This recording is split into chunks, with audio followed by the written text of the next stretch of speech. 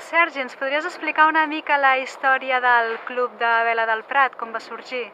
És una iniciativa d'Ajuntament, que una població com el Prat, que sempre ha estat com molt marítima, molt de pescar, molt de navegar en patí, precisament de clubs que tenien abans. Hi havia el Club Marítim Prat, que es diu, que estava en una situació que s'havia de modernitzar, i aleshores l'Ajuntament va pensar precisament seguir una miqueta el model de Barcelona i tal, un centre municipal per la pràctica de la vela, que estigués a l'abast de tothom. I aleshores van començar a construir aquest centre i ens van demanar, va sortir un concurs i tal, el tema de la gestió de l'escola de vela. I aleshores ens ho van donar a nosaltres i el 27 de juny de l'any passat vam començar ja amb les estades d'estiu amb bastant d'èxit, de fet.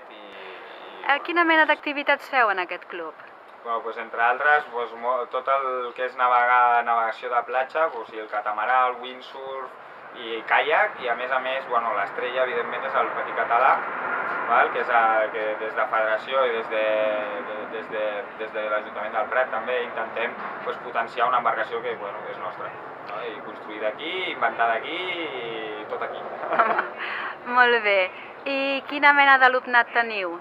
El perfil és molt variat. Anem des de nens de 7 anys fins a 16 i després adults des de aproximadament la mitjana deu rondar els 30 anys, més o menys, de la majoria d'alumnes que tenim, adults, i després els nens de 7 a 16 anys. O sigui que el patí de català té èxit, no?, a la vostra escola? Sí, té èxit perquè és la gràcia d'un vaixell sense timó, no? És atractiu. I a més l'estar fet tot de fusta i tal, també té un encant especial. I creus que és necessari haver-se iniciat en una altra classe abans de navegar en patí?